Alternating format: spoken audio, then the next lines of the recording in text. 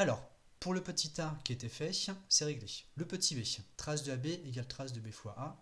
Je vais me mettre hop, un petit peu en dessous. Normalement, vous avez l'affichage comme il faut. Ok, ça a l'air bon. Alors là, c'est uniquement du calcul sur les matrices. Donc, petit b, on veut montrer que trace de A fois B est égale à la trace de B fois A. Alors là, je vais utiliser une notation qu'on n'a pas encore beaucoup utilisée, mais qui est assez pratique. Ça va être la suivante. Je vais mettre en couleur à côté. Tac. Par exemple, pour la matrice AB, si je note comme ceci, entre crochets en mettant IJ, ce sera le coefficient de la matrice AB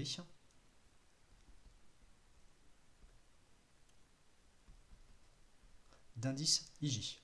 Ça permet de pouvoir parler de AB, de BA, sans forcément les renommer en C, en D, etc. Donc c'est une pure notation qui est assez pratique, comme celle-ci. Hop, hop, je fais un petit trait de séparation, et on poursuit à côté. Alors ici, petit rappel sur la matrice AB, donc justement avec ce coefficient.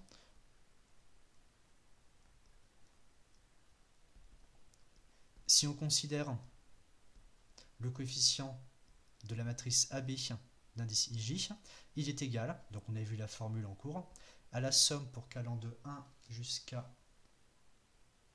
Je me rends compte que je ne vous ai pas activé le chat, si jamais vous avez des messages. Tac, tac, et on est bon. Alors petit rappel, pas d'abus, pas de spam, restez concentrés. Alors le coefficient d'indice IJ de AB, c'est la somme pour k allant de 1 jusqu'à petit n. Je me remets l'énoncé vite fait, ou je vais vous le mettre sur le côté. Non, je vais pas pouvoir tout de suite. Donc l'énoncé vite fait, pour vérifier mes dimensions. Petit n, la taille des matrices, et petit n, les dimensions de l'espace. Ok, on est bon. Donc ici, somme pour k allant de 1 jusqu'à petit n, des AI, K, et ensuite BKJ. Conséquence, oui, l'enregistrement est lancé. Conséquence, la trace de A fois B, c'est la somme, pour petit i, on va dire, allant de 1 jusqu'à n, des coefficients diagonaux, et avec la notation qu'on a posée sur le côté, c'est les AB crochet II. Conséquence, on va se retrouver avec, je ne sais pas pourquoi j'ai mis une flèche comme ça, on va se retrouver avec une double somme, somme pour I allant de 1 jusqu'à petit n, ensuite à l'intérieur, somme pour k allant de 1 jusqu'à petit n, des AIK, BKI. Donc ici le principe, bien sûr, hop, hop, on récupère ce morceau qui est au-dessus,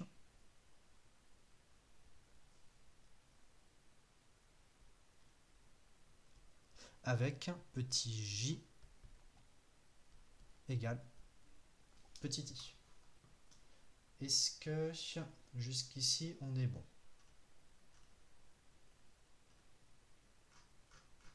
Pas de souci, mettez des questions si vous avez. Ensuite, je descends un petit peu, on va reprendre exactement le même principe, mais avec la trace de B fois A, et on va juste se rendre compte que ça coïncide tout à fait. Donc, premier point, c'est réglé. Deuxième point, exactement avec le même principe, la trace de B fois A, ça va être égal à la somme pour petit i allant de 1 jusqu'à n, cette fois-ci des coefficients BA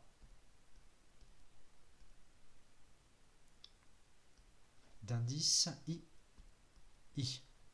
Si on remplace avec la formule de la somme, la formule du produit, pardon, on va avoir somme pour i allant de 1 jusqu'à petit n, on va avoir la somme pour k allant de 1 jusqu'à petit n, et comme ici il y a un échange entre a et b, on va avoir en premier le coefficient bi k, et en deuxième le coefficient a ki. Maintenant, c'est là où on va juste regarder bien ces expressions dans les yeux. Si vous comparez cette somme-ci avec cette somme-ci, a priori elles ont l'air différentes. Mais si en fait vous regardez bien, qu'est-ce qui se passe? on a une somme double avec deux indices I et K qui évoluent entre moyennes. Et à chaque fois, les indices qu'on a, c'est A et K, les indices qu'on a, c'est I et K sur petit a et petit b. Conséquence, si on refait juste une toute petite app en dessous, pour le faire apparaître un tout petit peu plus clairement, si on écrit en dessous, en intervertissant les coefficients, on va se retrouver avec, au lieu de BIK AKI, avec AKI BIK. Et si on veut vraiment que ça corresponde à la somme du dessus, il faut que le premier coefficient, le premier indice, pardon, petit k, soit le premier dans la somme. Mais comme on a des sommes finies, on peut intervertir sans problème. Et donc, juste en échangeant les deux symboles somme et en utilisant un commutatif du produit, on se retrouve avec cette expression-ci. Mais si vous regardez bien cette expression-ci, c'est exactement la même que l'expression au-dessus. La seule chose qui a changé, c'est que les petits i et k ont été échangés. Et effectivement, comme ce sont des indices muets, ce sont exactement les mêmes sommes. Donc ça, je le mets en conclusion en dessous.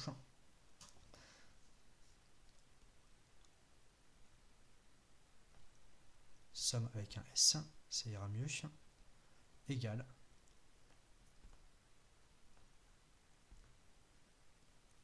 car les indices sont muets. Est-ce que pour cette question-ci, il y a des soucis ou pas? On est bon à peu près?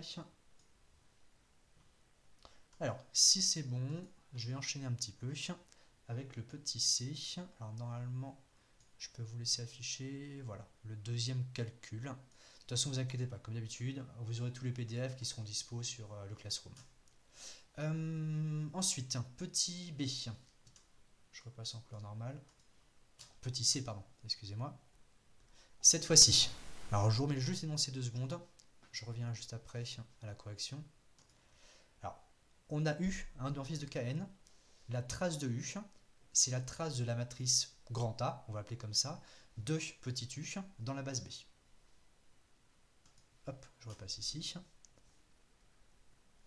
Donc on pose trace de U comme étant égale à la trace de grand A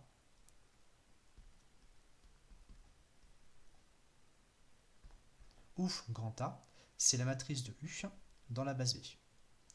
A priori, et c'est là-dessus qu'il faut attirer l'attention,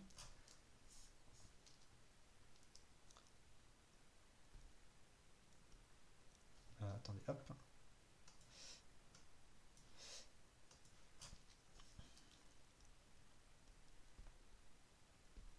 A priori, si grand B change, grand A change aussi. Ça, c'est même pas du a priori, ça c'est clair et net. Ensuite, la question qui va poser souci maintenant, c'est est-ce que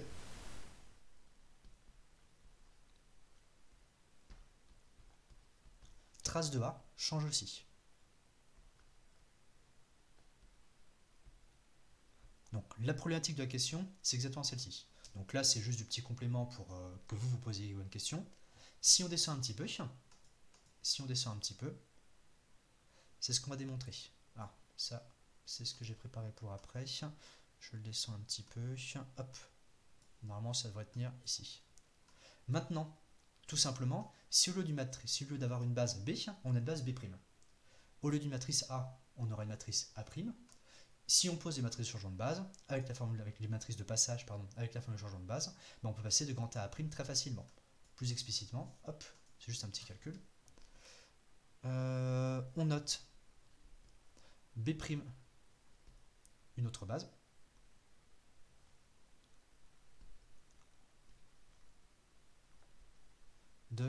Ici on était dans Kn. Alors en vrai, Kn ou E, c'est pareil. Mais bon, ici j'ai mis Kn, on va rester comme ça. On note grand A', la matrice dans la base B', de l'application petit u. Donc ça, notation qu'on introduit. Petit rappel, comme on a un endomorphisme, on part du principe que dans le Kn de départ et dans le Kn d'arrivée, on met la même base B'. Donc on n'a finalement qu'un seul changement de base qui est valable simultanément au départ et à l'arrivée.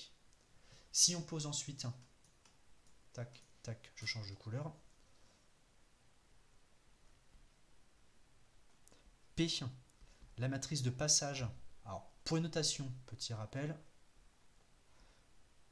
je la note classiquement comme ceci, en mettant P comme passage, B flèche B' en dessous. Vous pouvez aussi croiser, je le mets là au passage, passe de B à B'. Ensuite, petit rappel aussi que je voulais faire ici, cette matrice de passage de B à B', donc là c'est juste du rappel, c'est égal aux coordonnées des vecteurs E'1 jusqu'à E'n en fonction de E1 jusqu'à En. Comme ça fait une petite piqûre de rappel, ça fait pas de mal. Mais en vrai, c'est hors démonstration. Maintenant, alors hop, je redescends encore un petit peu. Lui, bougez pas. Tac, je le mets sur la page d'après. Si on a ça,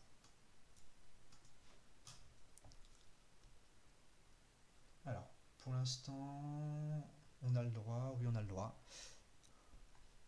Par changement de base, la matrice A', c'est égal à. À partir de grand A, on est censé multiplier d'un côté par P-1, de l'autre côté par P. Ça en général, vous n'avez pas de souci. Ici, on se refait le petit moyen mnémotechnique juste en dessous. La matrice grand A, c'est la matrice dans la base B. Conséquence, pour qu'il y ait cohérence, pour que ça se concatène, on est censé avoir ici la base, la matrice de passage de B vers B', et de l'autre côté, la matrice de passage de B' vers B. Mais, avec la notation qu'on a, la matrice de passage de B' vers B, c'est en fait tout simplement P-1 ici, et P du côté droit. Maintenant, c'est direct. Donc, la trace de A',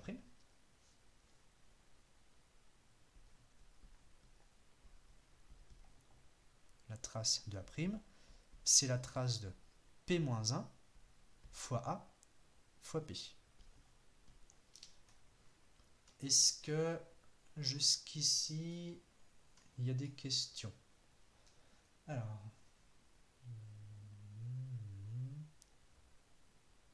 pas de souci. Donc A', matrice du dans base B', autre base, on introduit la matrice de passage, on informe le changement de base, A' égale P-1 AP. On réinjecte dans la trace, on tombe sur ça. Maintenant, si vous regardez bien le résultat qu'on a obtenu, juste avant au petit b, je remonte un petit peu et après, voilà, ici, on a obtenu le fait que la trace de A fois B, hop là, c'est pas ça que je voulais faire, c'est ça, la trace de A fois B coïncide avec la trace de B fois A. Alors ici, on n'a pas deux matrices, on a trois matrices. Donc c'est pas grave, il faut juste faire attention. On va regrouper virtuellement deux de ces matrices.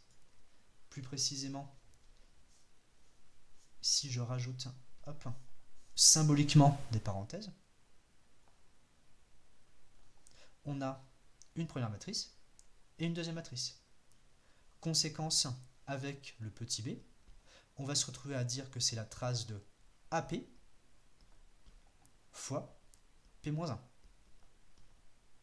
Mais vu que le produit matriciel est associatif, à l'intérieur, on va pouvoir changer ça en mettant la trace de A fois P fois P-1, et bien sûr tout s'enchaîne. P fois P-1, c'est la matrice identité. Conséquence, on se retrouve tout simplement avec la trace de grand A. Donc, mis à part les notations à poser, tout le contenu de l'exercice est juste sur cet écran. Vous avez votre formule de changement de base qui intervient. Et à partir de la formule de changement de base, on a tout simplement un enchaînement de calcul qui permet d'arriver de trace de A' jusqu'à trace de A. Conséquence, c'est gagné.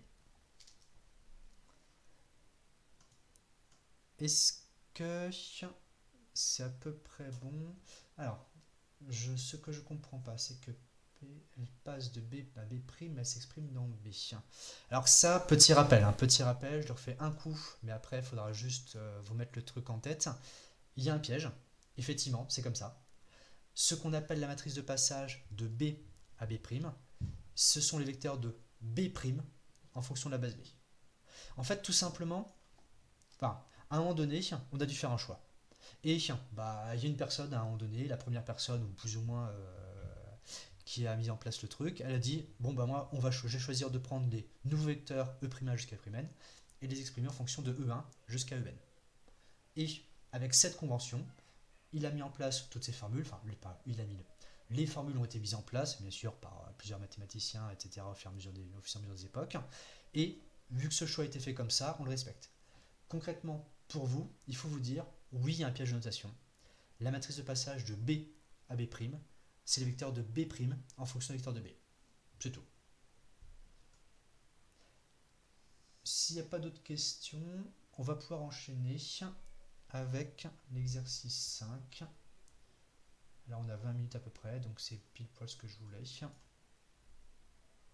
Allez, j'avance doucement.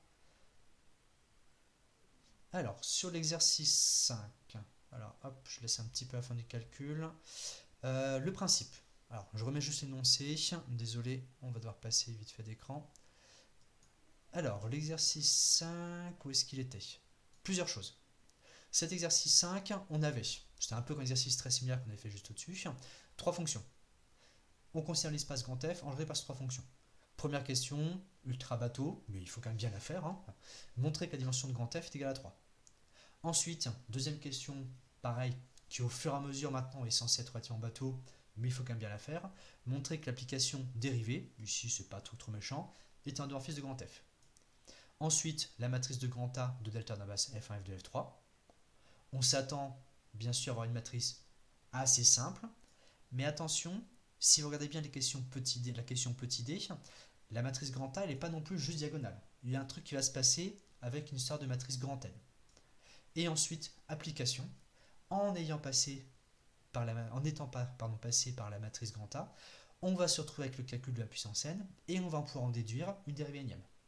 Cet exercice est super rigolo parce que si vous lisez juste la question petit e, c'est une question où vous enlevez la référence à la matrice, c'est une question de dérivée énième.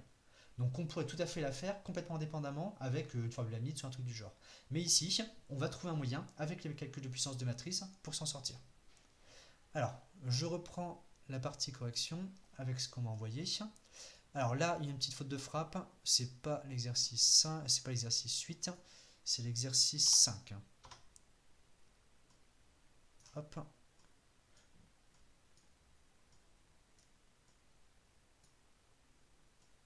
Voilà, je vous mets le petit 5 ici. Alors, première question. On veut montrer que F1, F2, F3 est une base. Je mets un tout petit peu une ligne de calcul en haut au cas où, si vous avez besoin. Bien sûr, on a déjà un espace engendré. Conséquence, la seule chose qu'il nous reste à faire, excusez-moi, la seule chose qu'il nous reste à faire, c'est de montrer qu'on a une famille libre. Donc là, il n'y a pas de piège particulier. Ensuite, on se fixe 3 scalaires, lambda 1, lambda 2, lambda 3. On suppose lambda k égale 0. On veut montrer que pour tout k, lambda k est égal à 0. Donc là, bien sûr, jusqu'ici, c'est l'ultra classique.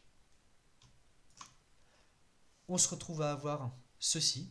Alors là, il va falloir que je bidouille un tout petit peu. Hop, bougez pas. Voilà. Donc ici, on se retrouve avec cette relation qui est valable. Attention à bien le préciser. Hop, je le rajoute en dessous.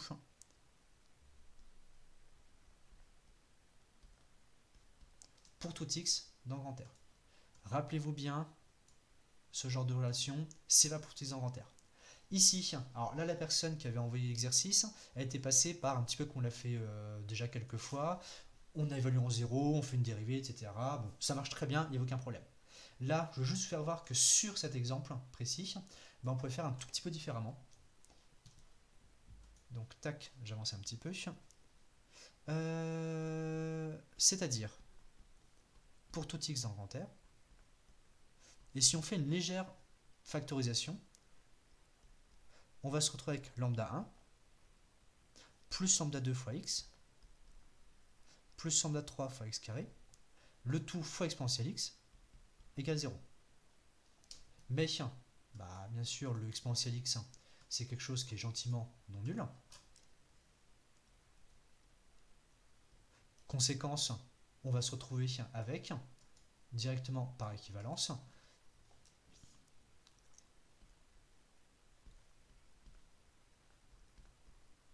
pour tout x dans grand R, bah, juste la parenthèse, lambda 1 plus lambda 2x plus lambda 3 x carré égale à 0.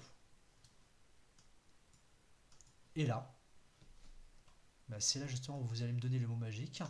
Pourquoi est-ce que ici, c'est gagné? Si vous regardez bien cette expression dans les yeux, pourquoi est-ce que automatiquement c'est gagné? Alors même pas de degré différent, pas d'évaluation en zéro, ça marche, mais beaucoup plus rapide, en un mot. En utilisant un autre chapitre qu'on a déjà vu, qu'est-ce qu'on a comme type d'expression, comme type de fonction ici? Ouais, ça c'est bien vu. Ici, on a un polynôme. Au passage, si vous regardez bien, dans le raisonnement qu'on va mettre juste après, le degré va avoir aucune importance. On peut avoir ça avec 48 fonctions, ça marcherait exactement de la même manière. Si on considère le polynôme,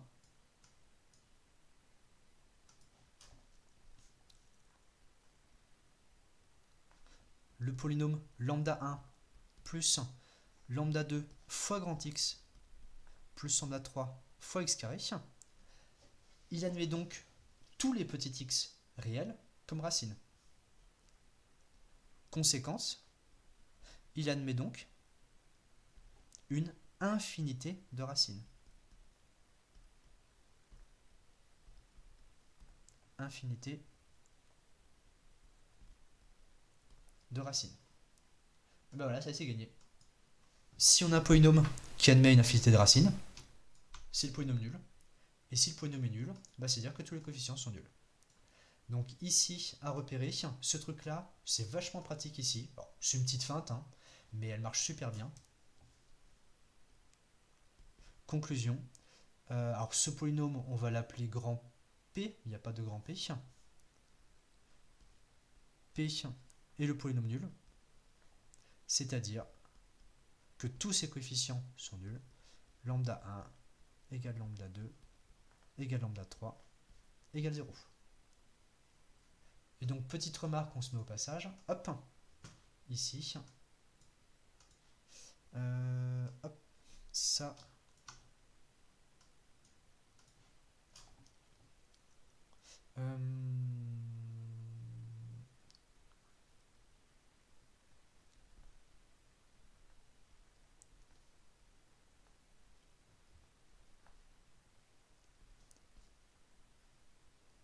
Ce raisonnement-là, il fonctionne en degré quelconque.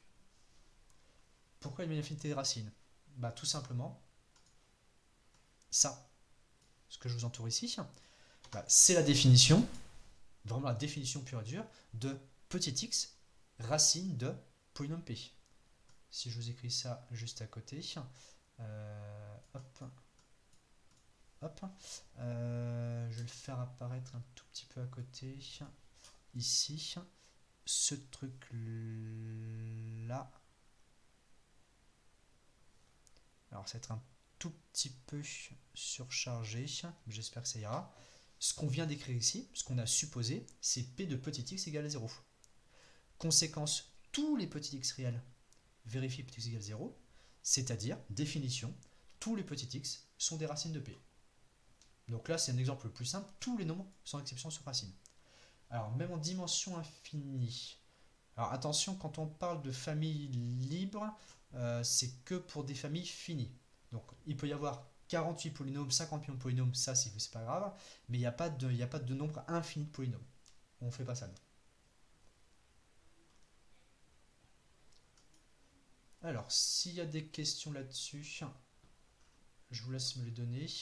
Sinon, on va enchaîner.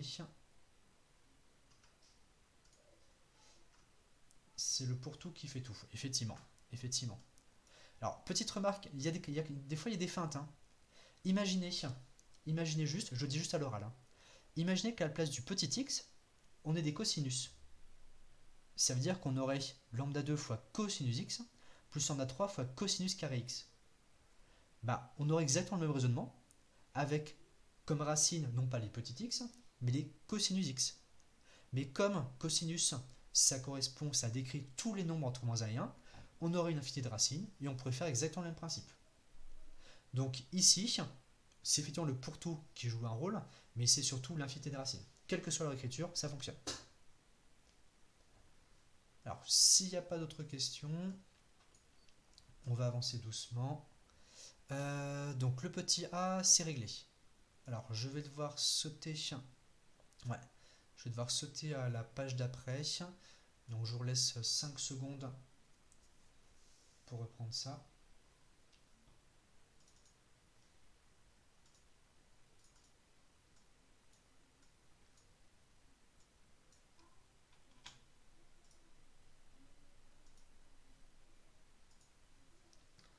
Alors, si j'avance un petit peu.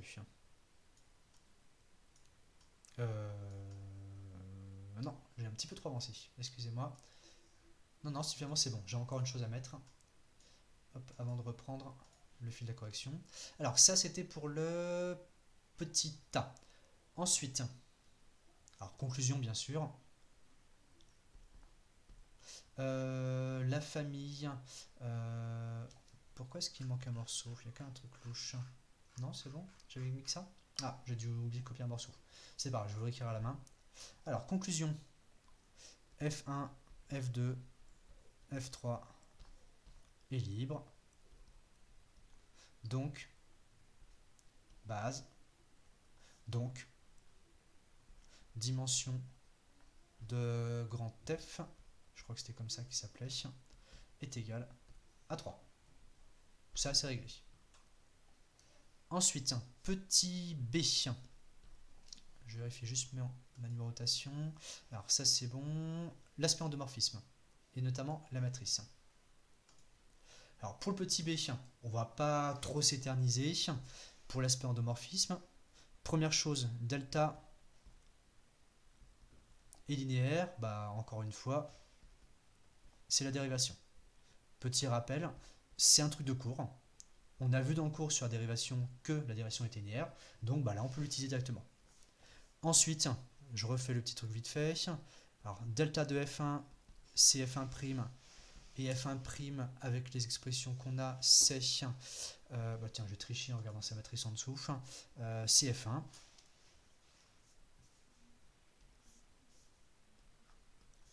En dessous, delta de f2, c'est, hop, pareil, je triche un petit peu, c'était f1 plus f2, c'est en dérivant le x exponentiel x, et delta de f3, c'est, a priori, c'est f2 plus f3, donc ça c'est en dérivant le, je vérifie vite fait, oui, c'est en dérivant le x carré exponentiel x, donc ça, ça a l'air tout bon. Donc ça, exactement comme l'exercice qu'on avait fait la semaine dernière, je reviens pas trop dessus. Ce qui est important pour nous, au niveau du raisonnement, c'est qu'on a 3 éléments de grand F, conséquence, l'image de U, qui est, ça j'aime bien le réécrire, parce que c'est important de bien le repérer, l'espace engendré par U de F1, U de F2, et je vais mettre en dessous, tant pis, U de F3. Regardez comment je vais feinter. Hop, zoup. Et, ah non, je peux pas feinter. Si, j'ai réussi à feinter quand même. Hop là. Donc, qui est égal avec de U de F1 et de F2 et de F3. Ce est bien inclus dans grand F. Conclusion, petit u, endomorphisme. Pourquoi pas image de delta? Très bonne question. Alors, on rectifie, effectivement c'est delta, hop.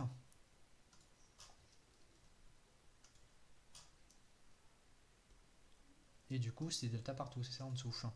Sacre bleu.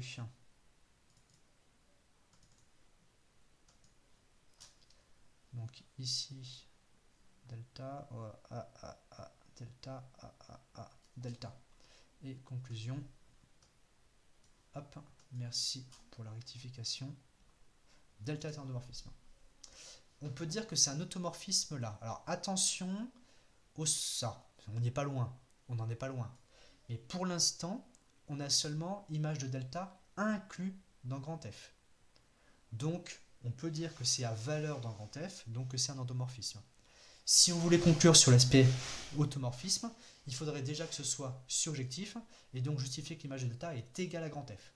Mais ça, de toute façon, vous le savez, ça passerait par dire que les trois nouveaux vecteurs images forment une base. Mais là, de toute manière, on ne va même pas s'encombrer de ça. Alors, déjà, de toute façon, c'est pas demandé. Mais surtout, vu qu'ici, on a tout de suite la matrice, donc là, hop, comme ça, on peut récupérer sur le petit c. Alors, une fois qu'on a ça, la matrice, bien sûr, elle tombe toute seule.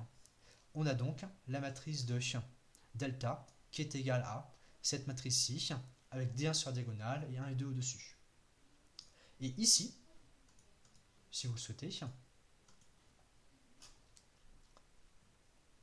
alors, c'est pas demandé, mais là, c'est beaucoup plus, je trouve, frappant avec les matrices. On a une matrice triangulaire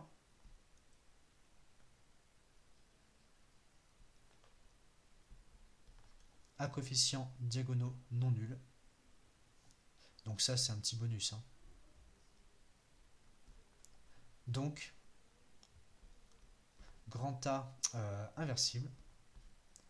Donc, delta automorphisme.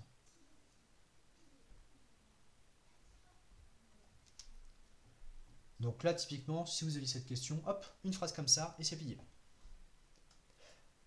Au passage, normalement, je vous ai mis un petit message et compagnie. Vous avez peut-être été notifié par mail. Je vous ai mis une vidéo qui correspond à la démonstration pour la matrice des composés d'applications linéaires. Je suis en train de vous finaliser aussi une petite démonstration où justement on montre ça, le fait que si une matrice est inversible, l'application associée est un isomorphisme. Donc ça pareil, c'est une deuxième petite démo que je vous ai fait en vidéo. Donc concrètement ça fait une petite vidéo de 4-5 minutes, donc c'est pas long du tout. Après bien sûr, vous aurez sûrement besoin, comme là il y a directement le résultat qui arrive tout seul, vous aurez sûrement besoin de reprendre un petit peu les choses tranquillement. Alors, après le cours... Alors après le cours, je dois voir des gens à 5h30 et 6h, mais normalement vers 6h30, ça devrait être bon. 6h30, je serai dans le Discord, donc vous attendez votre tour et après non, c'est bon. Alors, on revient au fil d'exercice, est-ce qu'il y a des questions là-dessus? Et après, sinon, on va tranquillement enchaîner sur la partie matrice. Donc là, ouais, ça va, on est encore dans les temps. Voilà, question vers 6h30 plutôt, 6h30. Alors, j'avance doucement. Alors, la question d'après, bon, on va vite fait la passer. On va vite fait la passer. Ici, on veut calculer, si on revient sur un truc plus matriciel, qu'on a déjà fait un paquet de fois, on veut calculer les puissances de la matrice grand A. Ici, c'est suggéré. Ça ne sera pas toujours. Après, maintenant, au bout d'un moment, c'est à vous de prendre le pli. Vous voyez ça, vous dites, ah ouais, j'ai identité plus un truc nilpotent. Je déroule ma méthode que j'ai déjà vue plusieurs fois et c'est gagné. Ici, effectivement, ça marche très bien. On pose grand N égale à cette matrice-ci avec que des zéros sur la diagonale 1 et 2 en dessous. On a une matrice nilpotente. Alors là, la personne l'affirme directement. En vrai, c'est le calcul qui le prouve. N carré, ça fait ça. N cube, ça fait 0. Conséquence, comme d'habitude, tous les n puissance k sont égaux à la matrice nulle. Voilà. On peut donc mettre en place la formule du binôme. Je vais juste rajouter un petit oubli. Pensez à dire que grand N et I3 commutent.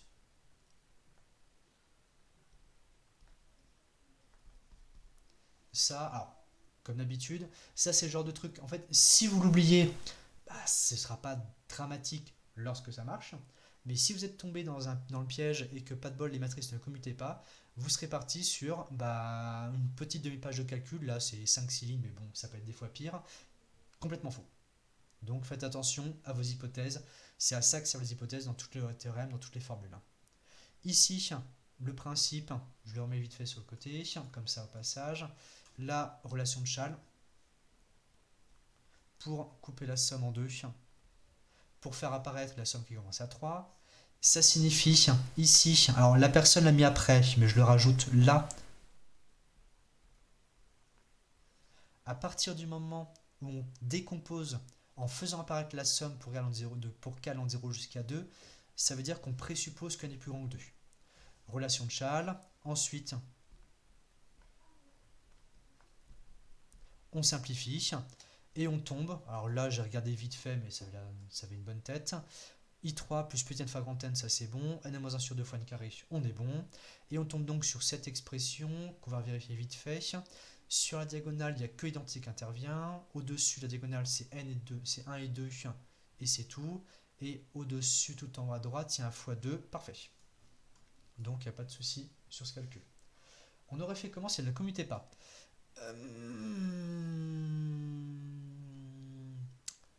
Typiquement, si elle ne commute pas. Ou bien, ça c'est une bonne question, ou bien c'est qu'en fait, vous n'avez pas décomposé de la bonne manière dans la somme. C'est qu'il y a peut-être une manière légèrement différente de décomposer en faisant apparaître cette fois-ci des matrices qui commutent.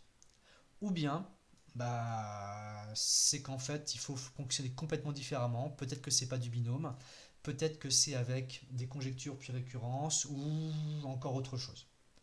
Alors, honnêtement, quand vous êtes... Alors, là, c'était suggéré. Il y a la grosse majorité des situations, vous aurez gentiment deux matrices qui vont commuter. Typiquement, il y aura peut-être l'identité ou lambda fois l'identité pour l'une des deux, et donc vous pourrez dérouler la méthode. La plupart du temps, il n'y a pas de souci. Alors, je enchaîne un petit peu. Qu'est-ce qui nous manquait? Oui, l'application. Ah oui, alors là, la personne qui a fait l'application l'avait fait peut-être un chouïa rapidement, donc je vais reprendre là-dessus.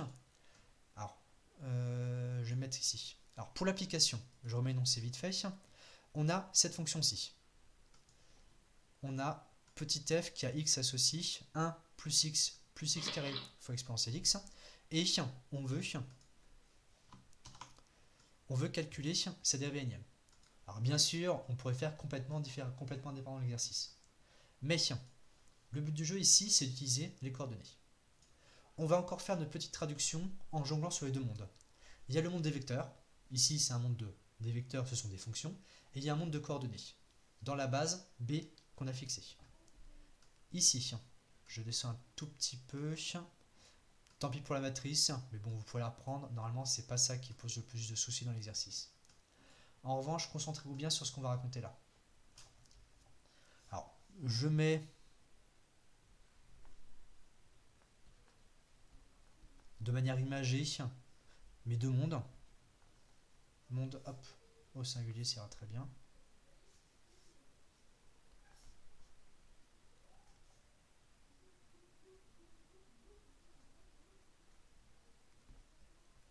On a le monde des vecteurs, des fonctions. On a le monde des coordonnées. Hop, on coupe ça en deux. Qu'est-ce qu'on a déjà comme élément? C'est vraiment ça qu'il faut mettre en tête. On a... il s'appelle grand E, notre... Non, c'est grand F, pardon. On a grand F, notre espace vectoriel, qui est donc associé à R3, tout simplement parce que à chaque fonction, alors je vais pas mettre petit f, parce qu'il y a déjà un petit f qui est déjà pris, parce que à chaque fonction, hop, petit h, je crois qu'il n'y a pas de h, appartient à grand F, il y a un vecteur grand X qui appartient à R3.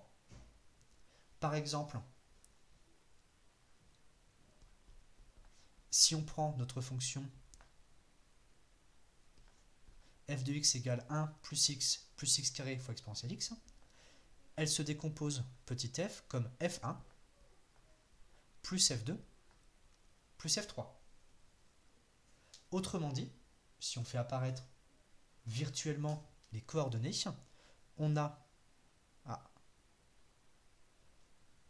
une fois F1, une fois F2 et une fois F3 comme coordonnées. Ce qui fait que, alors on va l'appeler grand XF, la matrice du vecteur, parce que oui, hop, zut. La matrice du vecteur petit f dans la base B est égale à la colonne 1, 1 et 1. Donc ça, c'est juste un contexte à préciser. Ensuite, si on déroule encore un tout petit peu dans notre traduction, on a l'application delta, qui est une application linéaire sur grand F. Dans le monde des coordonnées, si on se ramène au vecteur coordonnées, on a grand A, la matrice de delta. Alors, ici, bien sûr, la question donc, par rapport à est-ce que l'utilisable dit c'est mieux, plus rapide, disons que pour cet exemple précis, vu que l'application est assez simple, la fonction est assez simple, ça se passe. Mais là, honnêtement, alors, c'est un petit peu abstrait. Il faut un peu se prendre la tête parce qu'il y a des notations à mettre en place. Mais au niveau du calcul, ça va tomber instantanément. Donc, c'est pas forcément une question de plus rapide, moins rapide. C'est juste une question de plus adapté, moins adapté. Parce que vous allez voir que finalement, si on prend du recul, c'est plus rapide. Moi, je trouve en tout cas. Mais comme d'habitude, c'est comme pour beaucoup de choses, il y a une espèce de travail de mise en place qui est un petit peu inévitable au départ, quoi. Alors, si on continue de traduction, delta puissance n va donc être associé à grand A puissance n. Et donc, f dérivé n, qui est delta puissance n de petit f, va être associé à, alors ici, a puissance n fois xf. Donc petit rappel sur le principe, ça veut dire que la fonction f dérivé n a pour coordonnée a puissance n fois le vecteur xf. Et maintenant, on déroule le calcul. Donc je reprends, hop, je change de couleur. Alors, en pratique, tout ce que j'écris là au-dessus, en vrai, vous n'auriez pas besoin de l'écrire. Ça, c'est juste pour là, comme c'est la première fois qu'on fait ce genre de choses, pour vous aider un petit peu à vous mettre les idées en place, à vous rappeler les différentes traductions qu'on a vues, les différents liens. Mais concrètement, qu'est-ce que vous écrivez, vous, au propre? Vous dites l'air de rien, on calcule a puissance n fois 1, 1, 1. A puissance n fois 1, 1, 1. Alors, je reprends la matrice qui est au-dessus. C'est ce truc-là.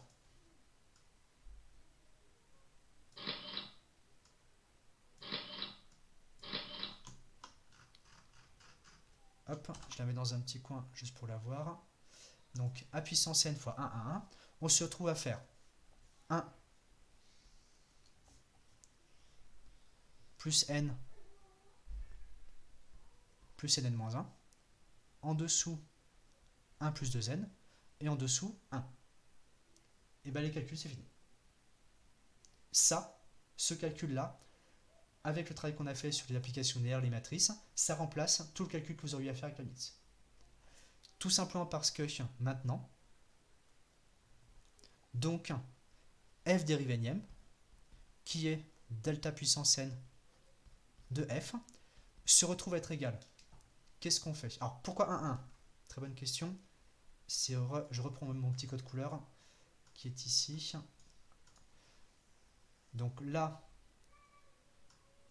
on avait vu ici le vecteur coordonné associé à notre fonction petit f.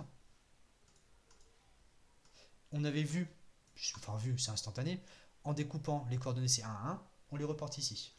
C'est ce même vecteur coordonné qu'on reprend ici. On trouve ensuite, j'espère que c'est clair, on tombe ensuite sur f dérivé n, qui est delta puissance n de petit f, qui est égal à. On repasse à partir des coordonnées dans le monde vecteur, en faisant tout simplement chacune des coordonnées fois le vecteur correspondant. Excusez-moi, ça simplifie un tout petit peu ce truc-là, là, ouf. Alors là, le 1 il ne change pas, le 1 plus 2n il ne change pas, mais là on a n carré moins n plus n, donc on a 1 plus n carré. Hop. Donc on se retrouve à avoir 1 plus n carré fois f1, plus 1 plus 2n fois f2, plus 1 fois f3. C'est-à-dire, pour tout x dans grand R, f dérivé n de x est égal à 1 plus, alors attention, ça c'est bien un petit n, hein. Je vais un tout petit peu le refaire, là j'en profite, donc là c'est plus petit n, alors que là c'est un petit x, parce que sinon vous allez encore faire des mèmes sur moi, etc. Hop là, petit x, là on a dit, ah,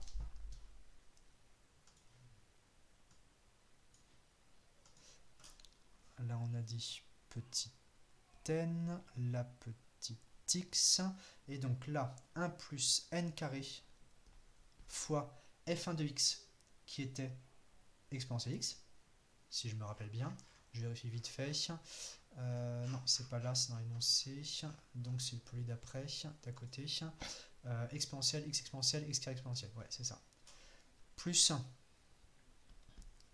1 plus 2n fois x exponentielle x, plus x carré exponentielle x. Et ça termine notre calcul. Alors, s'il y a des questions, je vais regarder ça. Alors, je suis normalement dans le renombré comme matrice potente, pour juste reconnaître. Alors, pour la matrice nilpotente, comme la personne a mis au-dessus, hein, vous dites juste n carré égale, de toute façon vous aurez besoin de calculer n carré, n cube égale 0, même limite, vous pouvez presque bluffer, enfin c'est pas du bluff, de toute façon c'est un calcul bidon, pour dire que ça fait 0, et après c'est roulé, après vous roulez quoi. Alors, pourquoi quand f est dimension 3, alors que f prend une série et pas un triplet? Alors ne confondez pas la dimension de l'espace avec les objets manipulés. C'est différent. Ici, on manipule des fonctions derrière petit x.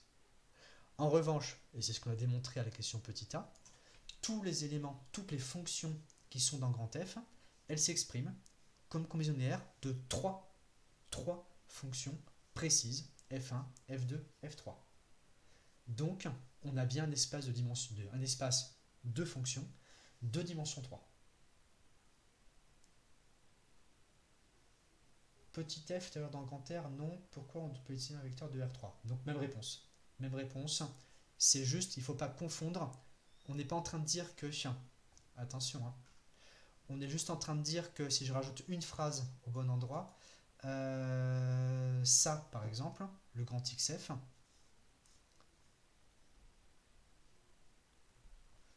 ce sont les coordonnées de petit f dans la base B. Mais cette fonction, si on la décompose en combinaison linéaire de f1 et de f3, on a 3 chiffres qui apparaissent. Et c'est ces 3 chiffres qui apparaissent. C'est ces 3 chiffres qu'on retrouve.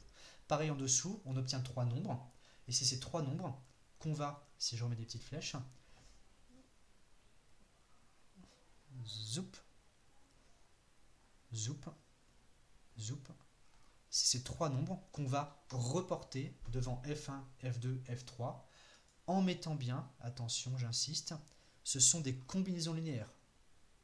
Donc on a bien des plus ici qui apparaissent parce qu'on a fait la combinaison linéaire des fonctions f1, f2, f3 avec les coefficients, avec les coordonnées obtenues juste au-dessus.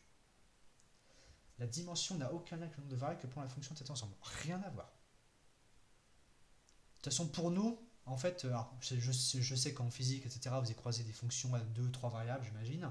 Mais nous, si vous réfléchissez à ce qu'on a fait dans cette année en maths, on fait que des fonctions d'une variable. Mais pour autant, on a l'espace de dimension 3. Alors, on en est où? Bon, finalement, on va pas forcément reprendre l'histoire du rang. Euh,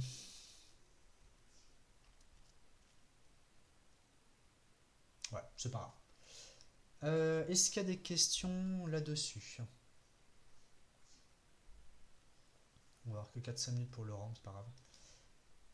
On est bon, à peu près.